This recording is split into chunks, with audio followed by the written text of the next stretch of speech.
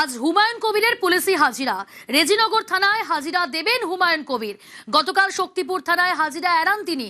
উস্কানিমূলক বক্তব্যে হুমায়ুনের বিরুদ্ধে মামলা শক্তিপুর ও রেজিনগর থানায়। রেজিনগর থেকে সরাসরি রয়েছে প্রতিনিধি রৌনক। আজ কি রেজিনগর থানায় হাজিরা দেবেন হুমায়ুন কবির? দেখো, একেবারে রেজিনগর থানায় 11:30টায় হাজিরা দেবার কথা এবং ইতিমধ্যে আমাদের সঙ্গে রয়েছে হুমায়ুন কবির। আমরা কথা বলবো। দাদা, 11:30টায় হাজিরা দেবার কথা, শক্তিপুরের যে হাজিরা ছিল সেটা আপনি দেননি, আজকে কখন হাজিরা দিতে যাবেন? 11:30টার মধ্যেই যাব।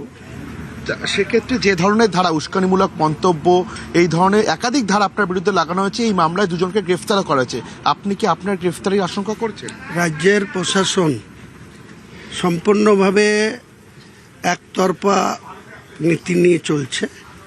যখন রাজ্যের মন্ত্রী দিলীপ ঘোষ সমগ্র ইসলাম সমাজকে হরিদাস পাল বলে, তাদেরকে নামাজ পড়তে হলে এই বাংলা থেকে অন্য ইসলামিক কান্ট্রিতে যাওয়ার নিদান দেয়, তার বিরুদ্ধে কি প্রশাসন কোনো ব্যবস্থা নেয়?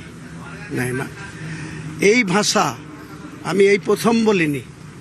এই ভাষা নির্বাচনের প্রাক্কালে যখন আমরা এমসিসির মধ্যে ছিলাম, মডেল কোড অফ কন্ট্রাক্টের মধ্যে ছিলাম, আমাদের প্রত্যেকটা রাজনৈতিক দলকে ইলেকশন কমিশনের এমসিসি মেনটেন করে চলতে হতো। তখন আমি এই ভাষা প্রয়োগ করেছি বিভিন্ন সভায়, নওদাতে করেছি, রেজিনগরে করেছি। তখন তো এই দলটা শাসকে ছিল না, এলওপি ছিল, উনি লিডার অফ দ্য অপোজিশন ছিলেন, এনাদের 65 জন এমএলএ ছিলেন। এই ভাষা যে খারাপ, যে কেউ তো ইলেকশন কমিশনের কাছে কমপ্লেন করতে পারতেন, ওনারা কেন করেননি? তখন এই ভাষাটা প্রয়োগ করলে তাদের রাজনৈতিক স্বার্থ চরিতার্থ হয়েছে। হুমায়ুন কবির বলে গিয়েছে, হুমায়ুন কবির টিএমসির গুন্ডাদের বিরুদ্ধে এই ভাষা প্রয়োগ করেছে, তারা সেই সুযোগ নিয়ে 265 থেকে 208-এ পৌঁছেছে। তখন এই ভাষা খারাপ ছিল না, তখন এই ভাষার মূল্যায়ন হয়নি, তখন এই ভাষা নিয়ে হুমায়ুন কবিরের বিরুদ্ধে কোনো ইলেকশন কমিশনেও একটা নোটিশ আসেনি। সরকারে আসার পর আমি বলেছি, যেদিন তার 10 দিন আগে education minister, higher education minister, Suri থেকে নির্বাচিত বিজেপির বিধায়ক, তিনি এই ভাষা প্রয়োগ করেছে। কার উদ্দেশ্যে করেছে? আমি যদি হিন্দুদের উদ্দেশ্যে করে থাকি, মুসলমানদের পক্ষে বলে থাকি, তাহলে সেও মুসলমানদের বিরুদ্ধে এই ভাষা প্রয়োগ করেছে। তার বিরুদ্ধে কি ব্যবস্থা নিয়েছে রাজ্য প্রশাসন? দেখাতে পারবেন আপনারা? আপনি যে ভাষা প্রয়োগ করেছেন, আপনার বিরুদ্ধে যে ধারা আছে, সাম্প্রদায়িকতা নষ্ট হতে পারে, উস্কানিমূলক মন্তব্য হতে পারে, হয়নি তো। এই যে বাবরি মসজিদ দেখছেন, 6 ডিসেম্বর 2025 যখন এটাকে লিম রাখতে গিয়েছিলাম বা ভিত্তি স্থাপন করতে গিয়েছিলাম, এই তৃণমূল পার্টি সিপিএমের বিকাশ রঞ্জন ভট্টাচার্য থেকে শুরু করে হাইকোর্টে 15 জন লয়ার দাঁড়িয়েছিল, বলেছিল যে যদি ওখানে বাবরি মসজিদের ভিত্তি স্থাপন করা হয়, বাবরি মসজিদ করা হয়, তাহলে নাকি দাঙ্গা হবে, রাইট হবে, খুনাখুনি হবে, কাজেই বাবরি মসজিদ বন্ধ করা হোক। হাইকোর্ট বলেছে একজন মুসলিম তার একটা ট্রাস্ট তৈরি করেছে, সেই ট্রাস্ট থেকে সে মসজিদ করছে। হিন্দুদের যেমন মন্দির করার অধিকার আছে, মুসলমানের মসজিদ করার অধিকার আছে। তারপরেও তারা বলেছিল বাবরের নামে হবে না। সুপ্রিম কোর্টে গিয়েছিল, সুপ্রিম কোর্টও বলেছে যে মসজিদ করছে সেই মসজিদের সে কি নাম রাখবে সেটা তার ব্যাপার। দাদা, একটাই প্রশ্ন, যে আপনার এই ধরনের মন্তব্যে বারবার বিতর্ক হয় কেন? মানে আপনি তাহলে এই ধরনের ভাষা কেন প্রয়োগ করেন? আমাকে যখন করে, আমাকে কালকের পরশু রাত্রে মেল পাঠিয়েছে, এখানে বোম মারবো বলেছে। কে পাঠিয়েছে? যে পাঠিয়েছে তার ডিজিকে জিজ্ঞেস করুন, ডাইরেক্টর জেনারেল অফ পুলিশকে কপি পাঠিয়েছি, এসপি মুর্শিদাবাদকে কপি পাঠিয়েছি, ওসি রেজিনগরকে কপি পাঠিয়েছি। আমাকে কি ভাষায়, আমার 99 বছরের মা, তাকে কি ভাষায় গাল দিচ্ছে, আমাকে মার্ডার করে দেবো বলছে, আমাকে এখানে বোম মেরে শেষ করব বলছে। এগুলো আপনারা দেখতে পান না? আমি চুরি দিয়ে থাকি নাকি? আমাকে কেউ বোম মারতে আসবে আর আমি রসগোল্লা খাওয়াবো? তার শেষ প্রশ্ন, যে শক্তিপুরে যে মামলা আপনি গেলেন না, সেখানে কেন গেলেন না? কারণ রেজিনগরেও তো আপনাকে ডাকা হচ্ছে, রেজিনগরে যাচ্ছে। আমি আপনাকে এত ক্লারিফিকেশন দেবো না, যাইনি, পাস্ট ইজ পাস্ট, আজকে যাচ্ছে, এটাই কথা। একেবারেই হুমায়ুন কবির তিনি ইতিমধ্যে রেজিনগর থানা, সেই রেজিনগর থানার উদ্দেশ্যে যাচ্ছেন এবং 11:30টায় তাকে তলব করা হয়েছে।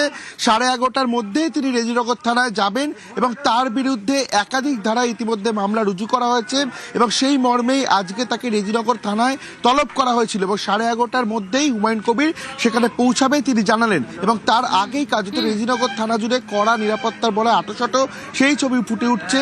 কেন্দ্রীয় বাহিনীর পাশাপাশি পুলিশের তরফ থেকে কিন্তু বিশাল ফোর্স মোতায়েন করা হয়েছে এবং আর কিছুক্ষণের মধ্যে হুমায়ুন কবির সেই রেজিনগর থানায় হাজিরা দিতে যাবে।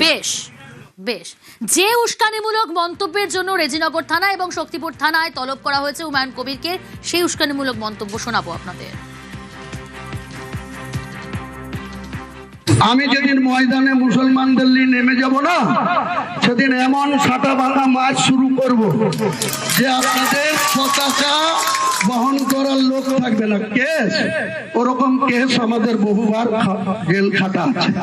1000 লোককে আপনি বহরমপুর সেন্ট্রাল জেলের যে আয়তন, তাতে 4700-র বেশি 4800 লোক ধরে না।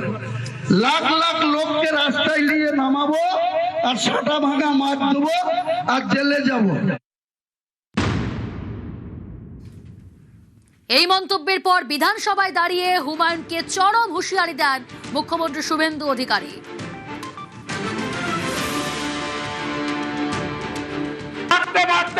এই যে নওদার এমএলএ যে ভাষায় কথা বলে, আপনাদের পাপের ফল বলছে 4700 জেল, তাই নাকি? আপনাকে কেমন সবক শিখাতে হয় এই সরকারের মুখ্যমন্ত্রী শেখাবে। আচরণ ভদ্র করুন, ভাষা সংযত করুন। ও মমতা ব্যানার্জিকে ডিল করেছে, আমাকে ডিল করেনি। আমাকে ডিল করতে হবে ওকে। এমন রাফুল অ্যাকশন নেব, বুঝতে পারবে আইনের শাসন কাকে বলে। মুখ্যমন্ত্রী গরম, হুমায়ুন কবির নরম। আমি তো রাজ্য সরকারের বিরুদ্ধে কিছু বলিনি, আমি বিজেপির বিরুদ্ধে বলেছি। নবাগত বিজেপিরা আমাকে আক্রমণ করেছে, তা আমি রাজনৈতিক ভাবে তাদের আক্রমণ করব। কার কাছে উনি ক্ষমা চাইতে বলছেন ক্লিয়ার বলুন, যদি সেটা ক্ষমা যোগ্য হয় নিশ্চয়ই। যাতে আমাকে কেউ ঢিল ছুড়লে আমি তাকে রসগোল্লা ছুড়বো না। আমি রাজ্যের শ্রমিক ভট্টাচার্যের বিরুদ্ধেও বলিনি, আমি শুভেন্দু বাবুর বিরুদ্ধেও বলিনি, আমি সুকান্ত বাবুদের বিরুদ্ধেও বলিনি। কোনো আশঙ্কা করছি না এবং আমি এই সরকারকে কোনো চ্যালেঞ্জও করছি না। নোটিশ দিয়েছে, 3 তারিখে ডেকেছে শক্তিপুর থানা, 4 তারিখে ডেকেছে রেজিনগর থানা। 3 তারিখ আসতে দিন, আজকে তো 30 তারিখ। 3 তারিখ আসুক, তখন কি করব তার প্রশ্নের উত্তর দেব। এখন সবল মুখ্যমন্ত্রী, সবল মানুষ দুর্বলের উপরে আক্রমণ করবে, দুর্বলকে হেনস্থা করবে। তো আমাদের ভাগ্যে যা আছে আছে, মরে গেলেও আমরা কোনো অন্যায় এর সঙ্গে কম্প্রোমাইজ করি না, করব না। 0 টলারেন্সের কথা বলছেন, সেটা ডায়মন্ড হাবড়াতে খাটছে, সেটা উত্তর 24 পরগনা, দক্ষিণ 24 পরগনা, 2 মেদিনীপুর, 2 বর্ধমান, কলকাতা, নদিয়া অব্দি 0 টলারেন্সের কার্যকারিতা দেখা যাচ্ছে। কিন্তু মুর্শিদাবাদে এসে আর 0 টলারেন্স থাকছে না। আমার এটা বলা ভুল হয়েছে যে, এটুকু আমি মানছি যে আমি মুসলমানদের নিয়ে নামবো বলেছি। আমরা রাস্তায় নেমে আন্দোলন করব, বেঁচে থাকার তাগিদে যেটুকু করার দরকার করব।